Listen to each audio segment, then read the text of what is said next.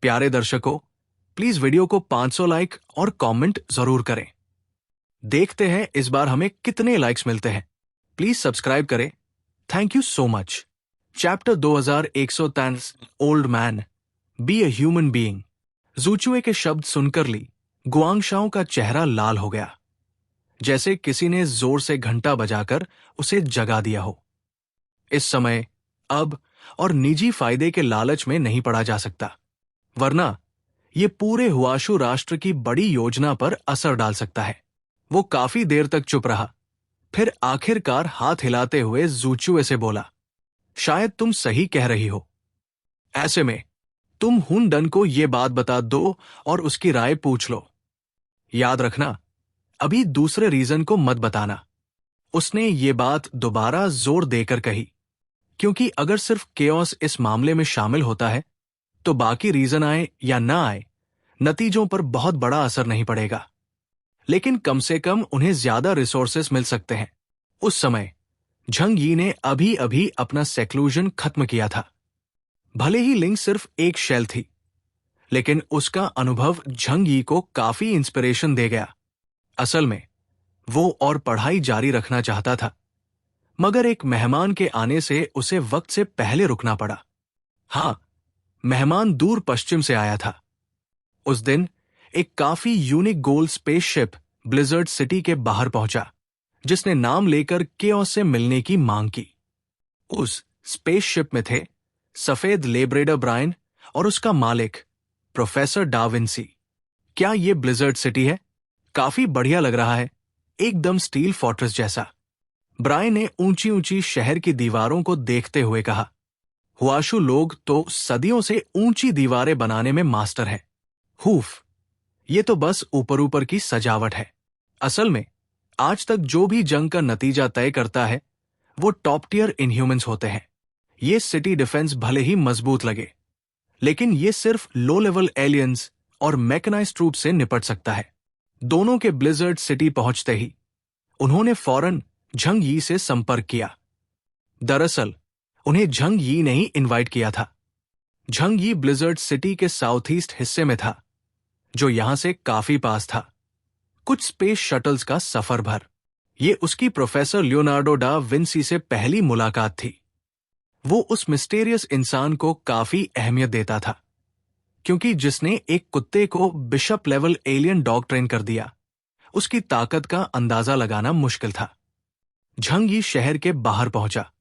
गोल translucent spaceship के ऊपर का आधा हिस्सा डोम जैसा था, जिसमें से आदमी और कुत्ता साफ दिखाई दे रहे थे। प्रोफेसर डा विंसी ने सफेद लैब कोट पहना हुआ था, जिसके अंदर हरा स्वेटर था, जो किसी उल्टी या गंदगी से दागदार था। बिखरे बाल, डेडफिश जैसी आंखें, पहला इंप्रेशन देने में बिल्कुल फेल। झंग यी को देखते ही आदमी और कुत्ता स्पेसशिप से कूद गए। हाय ब्रो, बहुत दिन हो गए, कैसे हो? ब्रायन मुस्कुराकर बोला, ठीक ठाक हूं। तुम बताओ? मैं भी ठीक हूं, बस कभी कभी थोड़ा लोनली फील होता है। हाँ, तुमने आने से पहले कहा था कि मेरे लिए एक छोटा गिफ्ट है ना? तो वो, ब्रायन ने अपनी दोनों डॉग पॉज से उंगलियां आपस में टकराते हुए कहा, जैसे कुछ कहना चाहता हो लेकिन झिझक रहा हो। झंग यी हल्का सा हंसते हुए बोला, चिंता मत करो, तुम्हारे लिए सब रेडी है। प्रोफेसर डा विंसी ब्रायन की बेवकूफी से परेशान होकर बोला, ठीक है ब्रायन, तुम जरा साइड हो जाओ। वो ब्रायन के पास से गुजरकर झंग यी के सामने आया। हेलो, मेरा नाम जॉर्ज डा विंसी है और मैं साइंटिस्ट हूं। हिकअप, मैंने सुना है तुम अंडरग्राउंड सिविलाइजेशन से वॉर प्लान कर रहे हो, तो मैं हेल्प करने आया हूं। लेकिन हेल्प मुफ्त में नहीं आती। मुझे तुम्हारे से बहुत सारे लिजर्डमैन कॉर्प्सेस चाहिए रिसर्च के लिए। साथ ही उनकी हिस्ट्री में भी मेरी काफी इंटरेस्ट है। सीधी बात, वॉर खत्म होने के बाद तुम्हें मुझे उसका प्रॉपर कॉम्पनसेशन देना होगा। झंग यी ने उसका हाथ मिलाते हुए मुस्कुराकर कहा, बिल्कुल समझता हूं। जब तक तुम हेल्प करोगे, मैं अपने दोस्तों के साथ फेयर रहूंगा।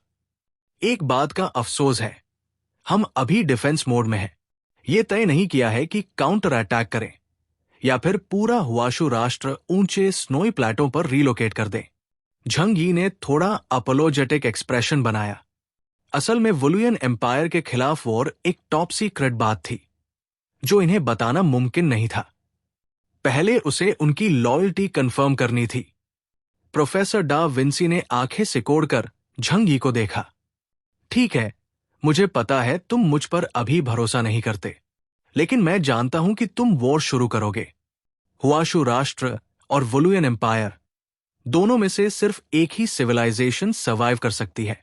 तुम्हारे पास कोई चॉइस नहीं है। झंग यी ने कंधे उचका दिए। हम भी काफी परेशान हैं। उसने उन्हें शहर के अंदर चलकर बात करने के लिए इनवाइट किया। डा विंसी ने जेब से एक रिमोट निकाला और बटन दबाया। स्पेसशिप तेजी से सिकुड़कर उसकी हथेली में आ गई और उसने उसे रिमोट के पीछे बने स्पेस कंपार्टमेंट में रख दिया। स्पेस रिलेटेड एबिलिटीज, झंग यी ने मन में सोचा, लेकिन फिर भी वो दोनों को लेकर शहर में दाखिल हुआ। वो तियनहाई फोर्ट्रेस वाले एरिया में नहीं गया, बल्कि उस विला में पहुंचा जो पहले से रेडी था।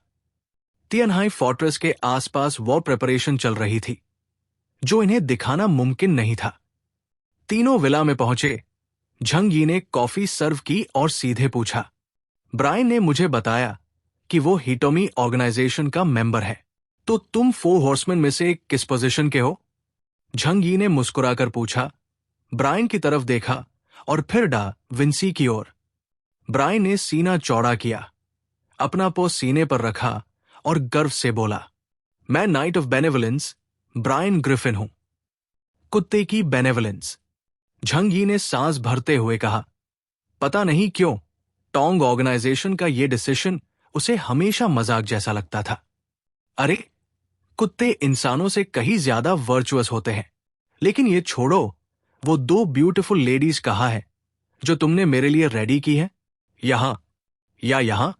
ब्रायन इधर उधर देखने लगा। ये बात बाद में करेंगे। झंग यी ने 2 बार खांसते हुए कहा। प्रोफेसर डा विंसी ने झुंझलाकर कहा, जानते हो मुझे सबसे बड़ा अफसोस किस बात का है? कि मैंने तुम्हारी नसबंदी नहीं की। अरे ओल्ड मैन, इंसान बनो जरा। अब तुम मुझसे ज्यादा इंसान हो। झंग यी ने दोनों की नोकझोंक रोकते हुए मुस्कुराकर पूछा, तो क्या तुम दोनों का मुझसे संपर्क कोलंबिया के टॉप मैनेजमेंट के किसी इरादे से है? वो मुस्कुरा रहा था, लेकिन उसकी आंखों में गहरी जांच थी और वो आदमी और कुत्ते के चेहरे पर आने वाले छोटे छोटे बदलावों को गौर से देख रहा था। डा विंसी ने भी आंखें सिकोड़ ली। तुम्हें डर है कि मैं कोलंबिया का भेजा हुआ अंडकवर हूं, है ना? चैप्टर 2104 डा विंसी का मकसद। हाँ, हालांकि मैं ये नहीं चाहता कि ऐसा हो, लेकिन आखिरकार तुम कोलंबियन हो और नेचुरल साइंस एसोसिएशन के लिए काम करते हो, तो ये सोचना लाजमी है। झंग यी को घुमा फिराकर बात करने का बिल्कुल शौक नहीं था।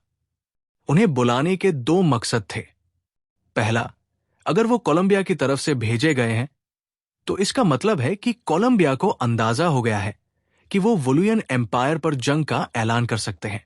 अगर ऐसा है तो झंग यी को कोलंबिया से भी सावधान रहना होगा, कहीं वो हुएक्सू किंगडम के लिए नुकसानदेह काम ना कर दें।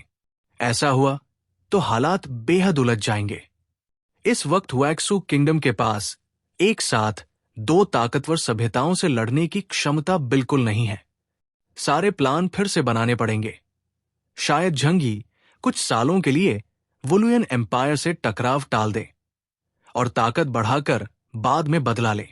दूसरा, यह भी मुमकिन था कि प्रोफेसर डा विंसी और ब्रायन हिटोमी ऑर्गेनाइजेशन के मेंबर के तौर पर आए हों। यह नतीजा पहले से कहीं बेहतर था। टोंग ऑर्गेनाइजेशन के मेंबर पूरी दुनिया में फैले हैं और हुएक्सू कंट्री में भी होंगे। बस झंग यी उनमें से कई को अभी तक नहीं जानते। ये लोग सिर्फ क़यामत से बचने के मकसद से काम करते हैं और किसी एक देश के नहीं होते, बल्कि इंसानियत के दुश्मन सभ्यताओं से लड़ते हैं। प्रोफेसर डा विंसी ने अपनी डेड फिश आइज से झंग यी को घूरते हुए सीधा कहा, शायद तुम्हें नहीं पता, लेकिन मैं असल में रोमानी हूं, बस कोलंबियन ग्रीन कार्ड है। हाँ, मैं उनके लिए काम करता हूं, लेकिन सिर्फ रिसर्च रिसोर्सेज लेने के लिए। मैं यहां भी उसी वजह से आया हूं। तो मुझे कोलंबिया के नेताओं का डॉग मत समझना, ये मेरी तौहीन है। वुफ। ब्रायन ने उसे घूरा। डॉग होने में क्या बुराई है? तुम डॉग्स के खिलाफ रेसिस्ट हो। झंग यी ने सिर हिलाया। ठीक है, बताइए मौजूदा हालात के लिए आपका क्या सुझाव है? उन्हें दूसरे की सोच देखनी थी। डा विंसी जैसे पहले से तैयार था। उसने अपनी जेब से शराब की बोतल निकाली, लंबा घूंट लिया, डकार ली और तेजी से बोला, अभी की ताकत से हुएक्सो नेशन वुलुयन एम्पायर को हरा नहीं सकती।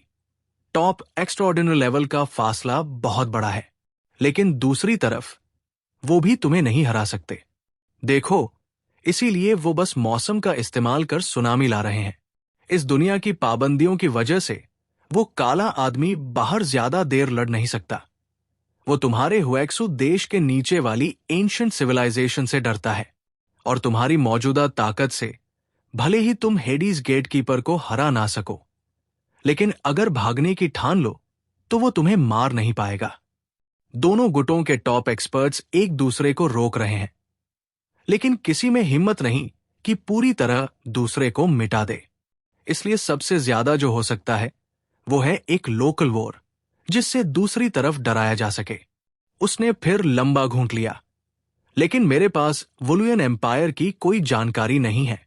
मेरा पर्सनल सुझाव है, पहले उनकी हालत पता करो, फिर प्लान बनाओ।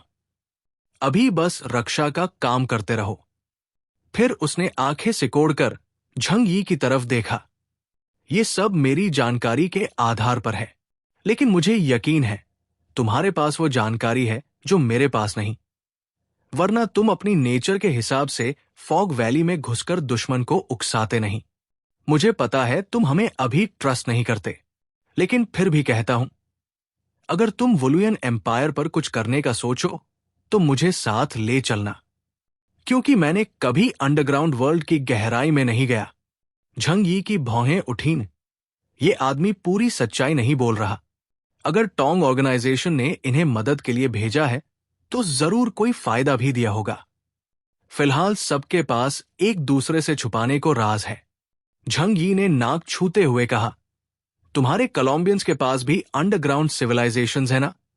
अब इस 51 या डॉक्सी प्रूविंग ग्राउंड? डा विंसी का चेहरा बिगड़ गया। मत पूछो, वो लोग मुझे हर रोज लैब में बंद रखते हैं। कहते हैं मेरी टैलेंट लड़ाई के लिए नहीं, और बस जेनेटिक रिसर्च कराते हैं।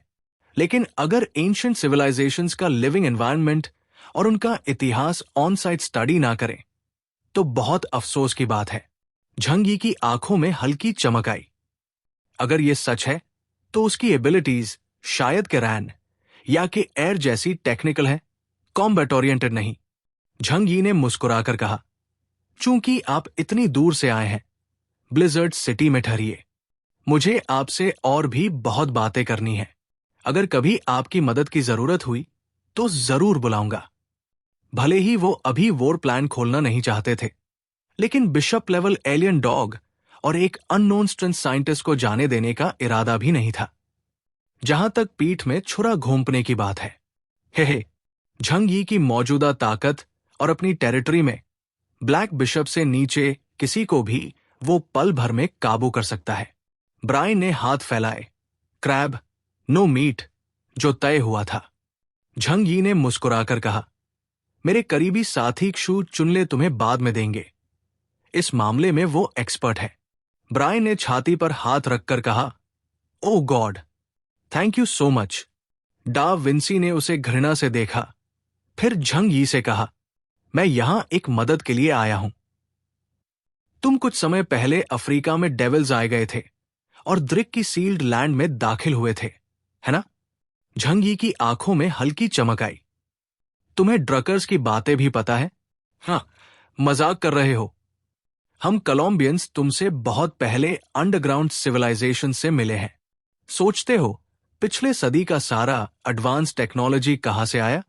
झंग यी ने समझ लिया, कोलंबिया के अचानक सुपर पावर बनने की वजह शायद एलियंस नहीं, बल्कि एंशिएंट सिविलाइजेशन से पुराना संपर्क था।